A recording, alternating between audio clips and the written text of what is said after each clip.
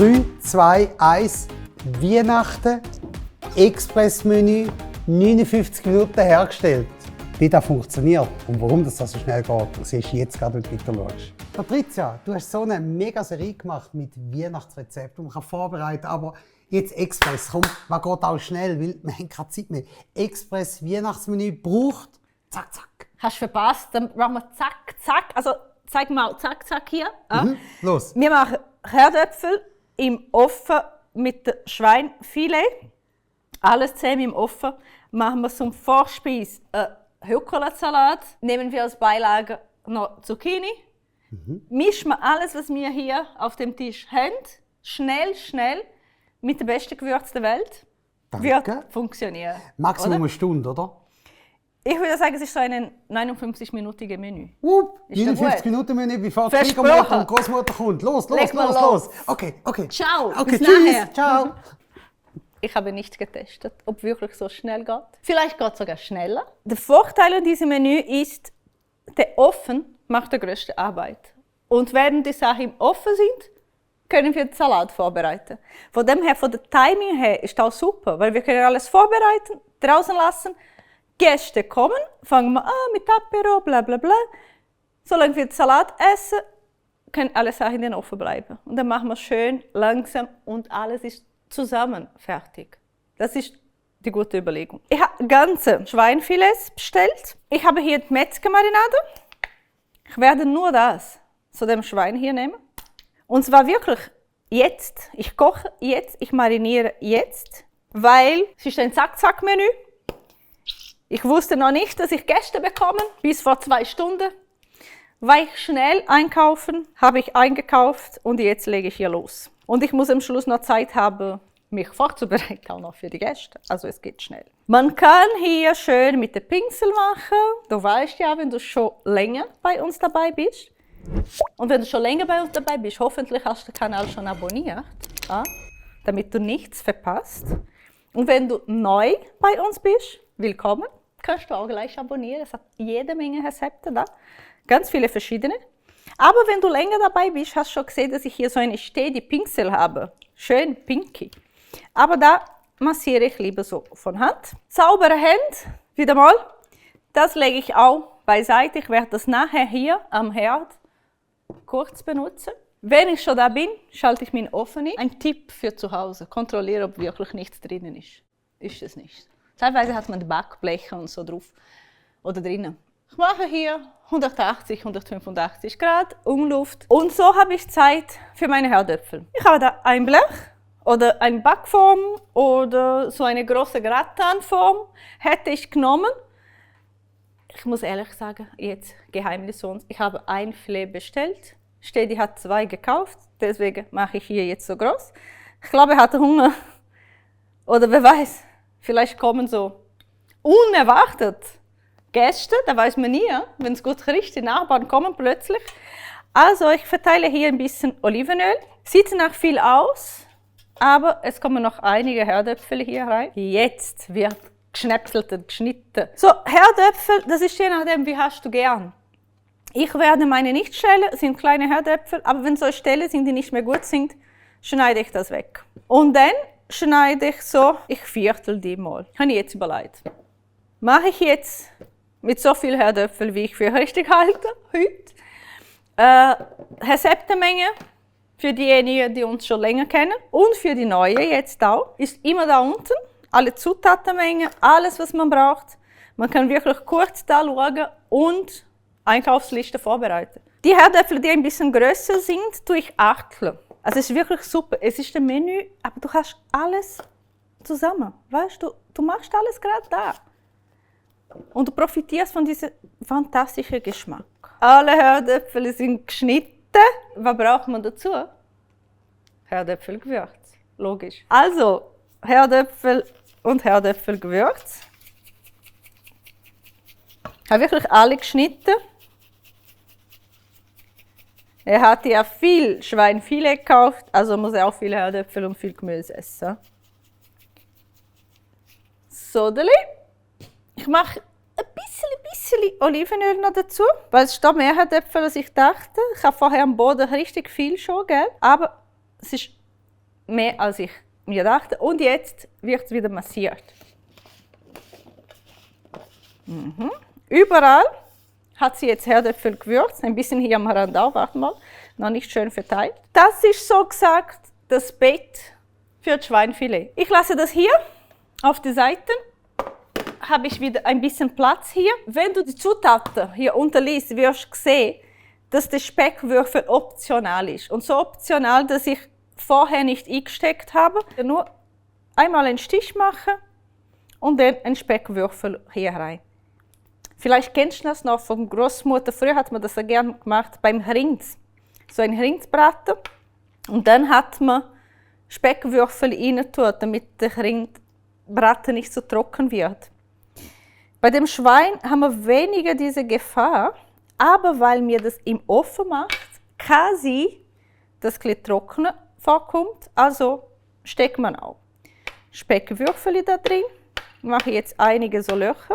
Aber wie gesagt, absolut optional. Gell? Ich mache das jetzt mit den ganzen Speckwürfeln, werde hier, und zwar auf einer Seite und nachher noch auf dem anderen, mein Schweinfilet einspicken. Mein Filet ist jetzt mit Speck gespickt. Gehen wir dann zu der Pfanne, Herd einschalten und dann mache ich heute mit Bratbutter.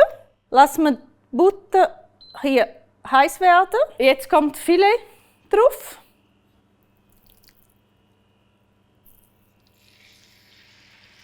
Hörst du das? Es ist nicht zu heiß, aber heiß. Und es riecht, ich sag's dir, mach da. Da wird wirklich ganz normaler Tag, so ein Festtag. Ich habe übrigens das gleiche Rezept, das ist ein bisschen eine Variante, aber auch mit Schweinfilet, einfach direkt im Ofen gemacht. Das geht auch. Aber die Chance, dass nachher das Fleisch trockener ist größer. Da müsste ich nachher viel mehr mit Wein dazugeben und so weiter. Ich brate hier so scharf ein, damit wirklich Saft schön im Fleisch drin bleibt. Und ich bekomme hier natürlich viel mehr von diesen ganzen Krostaroma, oder, die ich natürlich auch will. Deswegen brötle ich hier ein bisschen in die Pfanne mit Butter. Ich kann es sogar ein bisschen weniger heiß machen. Ich mache wirklich nicht zu lang eine Seite und die andere Seite. Und ich probiere hier das Fleisch möglichst nicht durchzustechen. Ich habe schon kurz durchgestochen für den Speck, aber weiter mache ich das nicht. Siehst, die Farbe hat sich verändert. Es riecht super gut. Das hat auch noch den Vorteil. Und ich werde jetzt für eine ganze Festmenü eine Pfanne dreckig machen und nicht mehr. Nachher ist wirklich alles im Ofen. Lassen wir ein bisschen da. Auf der Seite habe ich noch nicht eine Farbveränderung beobachten können. Also ich werde das probieren so aufzustellen. So und so. Einfach so, dass hier auf der Seite auch angebraten wird. Mein Herdöpfelbrett oder mein Herdöpfelbett ist da bereit zum Filet bekommen. Ich stelle die Pfanne bewusst nicht ab. Ich mache hier noch die restlichen Speckwürfel rein. Nur kurz da anbraten, sie gehen nachher in den Ofen, wird es auch richtig gar. Und jetzt durch das hier nicht die ganze Menge, aber ein bisschen ablöschen, ein bisschen herunter mit der Temperatur, nur damit ich diesen Satz hier wieder wegkriege für mein Gericht. Und hier mache ich gerade ein bisschen Stickhuspfeffer auch. Gell? Nur weil ich so gerne habe. Wow, wow. Butter, Speck, Wiswi und Stickhuspfeffer. Da gibt es schon eine Soße übrigens. Wenn ich das hier habe, könnte ich so über gekochte Herdöpfel oder Nudeln machen. Also, das kommt hier jetzt drauf. Und der Rest von meinem Wiswi mache ich auch da drauf verteilt. Ich mache noch ein paar Rosmarinstängel hier drin. So, ich glaube, das langt. Ja? Sieht das schön aus? Ich finde schon. Ab in den Ofen damit. Also ich mache extra so auf der Seite, weil meine Zucchini kommen noch. Dann kommen wir zu dem zweiten Teil von diesem Menü. Wir nehmen einfach Zucchini, meinen Gratin vorbereiten, auch wieder mit ein bisschen Olivenöl am Boden. Und jetzt will ich nicht die Hände sofort dreckig machen, dass ich nochmal waschen muss und nochmal, dann nehme ich so eine Zucchinischeibe und tue das so verteilen. Da habe ich. Ich kann jetzt die Zucchini, weil die ein bisschen größer ist, schneide ich zuerst in die Mitte, längste weg und jetzt schneide ich die Scheibe. Und zwar halb Zentimeter, 1 Zentimeter. Ich kann das nie einschätzen. Ich zeige es dir so. Mache ich einfach mit der ganzen Zucchini. Ich habe bei mir jetzt beide Zucchini geschnitten. Jetzt kommt noch mein getrocknetes Tomate, so im Öl dann eingelegt ins Spiel. Weil bei mir so Cherry-Tomaten sind, mache ich gleich so drauf. Wenn größer wäre, würde ich noch schneiden. Muss man aufpassen, zum nicht übertreiben. Ich mache wirklich bewusst Zucchini mit getrockneten Tomaten und nicht getrocknete Tomaten mit Zucchini. Und es kommt natürlich Gemüsegewürz dazu. Das ist ganz einfach zu merken. Ich habe so einen Herdöpfelgewürz. Zu dem Schweinefilet habe ich Metzgermarinade genommen und jetzt zu dem Gemüse hier mache ich Gemüsegewürz. Und auch da massiere ich, verteile ich das. Ich mache das auch jetzt so mit einer Hand, dass ich die andere immer noch die Streue habe, weil dann kann ich in die unteren Teil hier auch noch ein bisschen Gemüsegewürz machen. Und ein Stück aus Pfeffer. Gell? Und plötzlich riecht es schon nach einem fertigen Gericht. Aber es muss noch in den Ofen kommen. Jetzt darf ich schon riechen, wie es hier schmeckt. Das Hauptgericht von meinem Festmenü ist im Ofen. Ich habe die Zeit leider nicht geschaut, wir sind weiter noch nicht bei 1 Stunde. Jetzt habe ich aber Zeit für den Salat. Ich habe da eine Rucola, ich habe ein Fouet oder einen Schneebesen. Ich brauche dafür den Rest von meinem Olivenöl. Ich brauche wirklich nicht viel mehr für diese Menge Salat. Ich könnte dieses Öl auch noch nehmen. Ich nehme das oft, auch wenn ich es im Ofen mache, weil ich finde, es ist so aromatisch noch.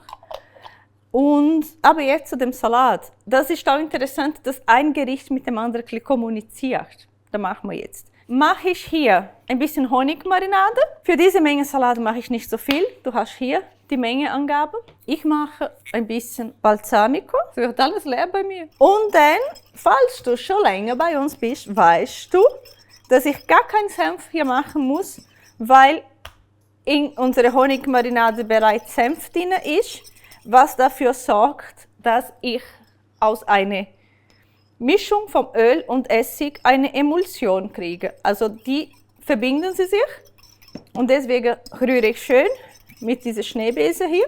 Dann habe ich meine Salatsauce.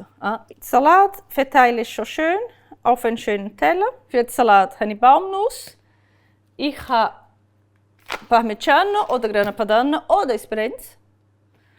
Und ich habe Cherry Tomatli. Grana Padano kann ich sowohl raffeln oder ich kann dünn schneiden. Und das mache ich hier. Man muss wieder aufpassen. Gerade ich, die Käse so gerne habe, dass ich nicht zu viel drauf mache. Ein Stück muss man aber noch nehmen, zum Probieren. Dann fangen wir an, ein bisschen so, ja, schön zu verteilen da. Parmigiano. Das ist eine Kombination. Einfach, es passt einfach. Es geht nicht anders, ich kann nicht erklären. Sie passen wunderbar zueinander. Machen wir ein paar Baumnüsse da unten so wirklich schön aussehen. Ich finde, das sieht schön aus. Und die schon so gebrochen sind, brechen wir noch ein bisschen und machen wir drauf. Für den Crunchy so, da wendet man auch. Wenn du mehr Zeit hast, kannst du da auch kurz in eine andere Pfanne anrösten so. Dann ist der Geschmack intensiver. Eine muss man immer probieren. Qualitätskontrolle nennt sich das. Cherry-Tomaten schneide ich einfach in die Mitte. Nach dem Waschen mache ich auch da unten einige. Ich habe das vorher nicht alles überlegt, wie das entsteht hier jetzt. Ich habe fast zu viel Tomaten, gell? Habe ich das Gefühl. Das muss ich dann essen, ist zu viel. Salat wäre soweit fertig. Ich mache die Soße noch nicht drauf, damit die Blätter noch schön bleiben. Lasse da. Ich habe die Zeit jetzt noch, um alles aufräumen. Was im Ofen ist, ist noch im Ofen. Also es ging sogar, ja, Arbeitszeit noch sehr wenig. Aufräumen, nachher kommt alles schön auf den Teller und wir probieren. Okay? Zuerst probiere ich weiter die Tomaten da. Also, schneiden wir viele. Ich mache das jetzt schnell, bevor er kommt. Sonst sagt er, er weiß, wie das... Moment, schnell. Stopp! Bist schon zu spät dran gewesen. Also ich meine, sie macht wirklich einen mega Job im Kochen, aber das Schneiden, das machen Metzgersöhne. Und nicht, dass ich das gelernt habe, aber ich mache es auch mega gern. Möchtest du gerne ein bisschen dünner oder ich würde es jetzt so ein bisschen so Mach tranchieren? so, Steht wie für die dich? Metzgersöhne machen. Ja, Metzgersöhne würde ich so machen. Ja. Das erste würde ich so auf gerade essen, aber das mache ich jetzt nicht. Darf ich Herdöpfel schöpfen und Gemüse? Das Moment. traut mir zu. Herdöpfel schöpfen, ja, das geht. Ah, bin ich froh. Nein, das andere kannst du auch.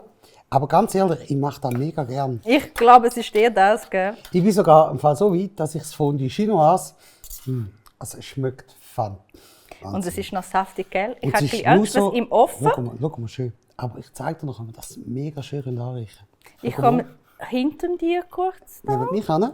So, schau jetzt, haben da schon schön geschnitten. Also Fanny man haben- kann auch Wa- schneller machen wir noch? machen, ne? Aber du genießt es richtig, ne? Ja, wir können jetzt auch einfach Bis du so weit bist, habe ich schon zweimal geschöpft dicke und Stücke gegessen. abschneiden. Und nachher haben alle immer so das Gefühl, oh nein, jetzt muss ich so viel essen. Aber wir müssen mal schauen, wenn wir jetzt das da nachher, und schon gucken, warte, darf ich es so probieren? Musst du schauen, ob ich es so schön anbringe. Schau mal. Ich kann Weißt- das. Sehr schön. Siehst du, so. hübsch. Jetzt können wir so ein bisschen fächern.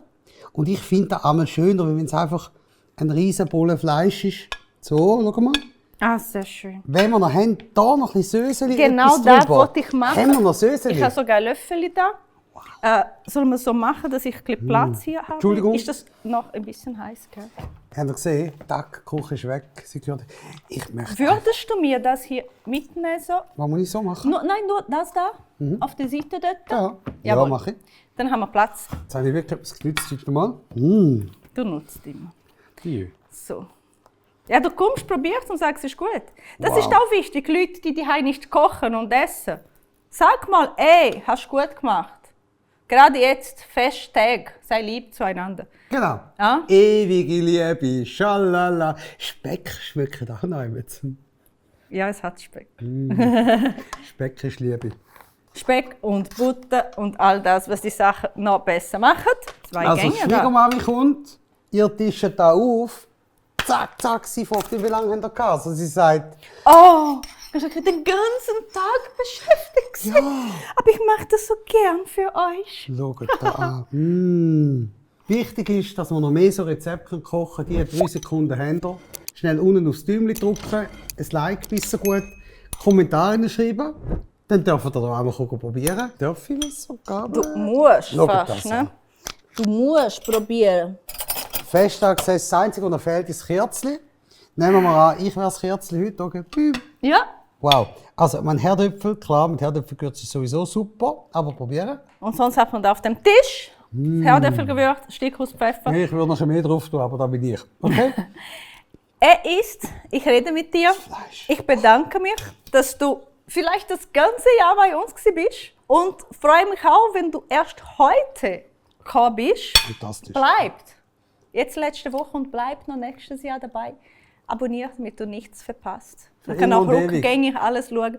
Ja, wenn wir dürfen immer und ewig machen und kochen und essen. Gell? Das ist schön. Bis wir alt und runzlig sind, solange wir Freude haben an dem feinen Stetigewürz Das wäre und Patricia da kochen. Ja, dann kommt so Mama, Nonna, Oma, Patricia da am Ich kann Kochen. da noch ein Salat probieren. Schaut mir das Unbedingt. an. Vielen Dank, gell?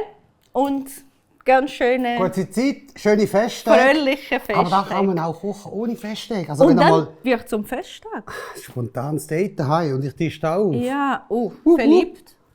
Einfach verliebt. Und eben auch mit anderem Fleisch geht's, gell? Der Typ mit Truthahn unbedingt probieren, Pouletbrüschli. Man kann alles machen mit dem. Geht super. Das ist auch ganz viel, ja, Und ich probiere so mal Gemüse und hole mir noch das Besteck für die anderen Sachen. Hey. Vielen Dank. Tschüss Bis miteinander. nächstes Mal. Danke fürs Zuschauen. Danke fürs Kochen. Sehr gern. Mega genial. Danke Das ganze Jahr. Tschüss zusammen.